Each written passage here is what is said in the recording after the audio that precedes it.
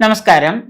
1202 ആണ്ട് ചിങ്ങമാസം 1 മുതൽ 1202 കർക്കിടക മാസം 31 അതായത് 2026 ഓഗസ്റ്റ് 17 മുതൽ 2027 ഓഗസ്റ്റ് 17 വരെയുള്ള ഒരു വർഷക്കാലം 12 മാസക്കാലത്തെ ഗുണദോഷ സമ്മിശ്ര ഫലങ്ങൾ എന്തൊക്കെയാണെന്ന് നമുക്ക് നോക്കാം. ചിത്തിര നക്ഷത്രക്കാർക്ക് വ്യാഴം 10ഉം 11ഉം, ശനി 6, 7 ഭാവത്തിലും രാഹു 5ഉം 4ഉം ഭാവങ്ങളിലും സഞ്ചരിക്കുന്ന കാലമാണ്.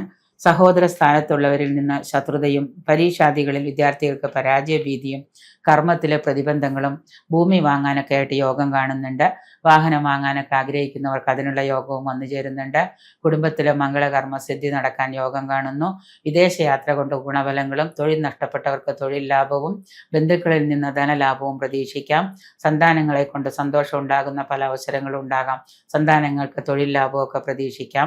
പങ്കാളിയുമായിട്ട് ദാമ്പത്യ ഐക്യം വന്നു ചേരുന്നതാണ്. ദേഹാരിഷ്ടകളും സാമ്പത്തിക ദുരിതവും സാമ്പത്തിക വ്യയവും മൂലം രോഗങ്ങളും ഒക്കെ കൊണ്ട് പൊതുവെ നിങ്ങൾക്കൊരു മനോദുഃഖത്തിന് കാരണമാകുന്നുണ്ട്. രോഗത്തിന് നല്ല രീതിയിലുള്ള ചികിത്സകൾ മൂലം നിങ്ങൾക്ക് ആശ്വാസകരമായ ഒരു അവസ്ഥ സംജാതമാകുന്നുണ്ട്. ഉദ്യോഗരംഗത്ത് പുതിയ നേട്ടങ്ങൾ വന്ന് ഭവിക്കുന്നതാണ്. പുതിയ തൊഴിലോ അല്ലെങ്കിൽ പുതിയ ശമ്പളമോ അല്ലെങ്കിൽ ശമ്പളത്തിൽ വ്യത്യാസമോ ഒക്കെ നിങ്ങൾക്ക് ലഭിക്കുന്നതാണ്. ഭവന നിർമ്മാണം ആരംഭിക്കാനായിട്ട് തീരുമാനിക്കും.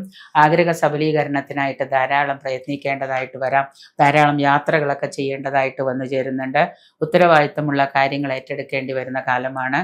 രാഷ്ട്രീയ രംഗത്തുള്ളവർക്കും സാമൂഹിക രംഗത്തുള്ളവർക്കും ജനസമ്മതിയും പ്രശസ്തിയും കൈവരിക്കാൻ പറ്റുന്ന കാലമാണ്. സിനിമാ നാടക രംഗത്തുള്ള കലാകാരന്മാർക്ക് അംഗീകാരവും പ്രശസ്തിയൊക്കെ തേടിയെത്തും. ധാരാളം യാത്രകൾ ചെയ്യുന്നത് മൂലം നിങ്ങൾക്ക് ശരീരത്തിന് അസ്വസ്ഥതകൾ, ദേഹാരിഷ്ടതകളൊക്കെ ഉണ്ടാകാം.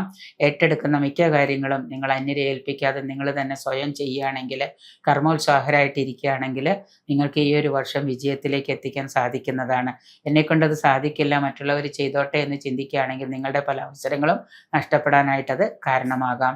ദോഷപരിഹാര അർത്ഥമായിട്ട് ഹനുമാന വെറ്റിലമാല, ഹനുമാൻ ചാലീസ് പാരായണം, അതുപോലെ തന്നെ ഭദ്രകാളി ഭജനം, ഭദ്രകാളി സ്തോത്രം, അന്ന് ചൊവ്വയും വെള്ളി ദിവസങ്ങളിൽ ഭദ്രകാളി സ്തോത്രം ജപിക്കുന്നതും ഒക്കെ നിങ്ങളുടെ ദോഷഫലങ്ങൾ കുറയുന്നത്, ദേവീക്ഷേത്ര ദർശനമൊക്കെ നടത്തുന്നത് വളരെ നന്നായിരിക്കും.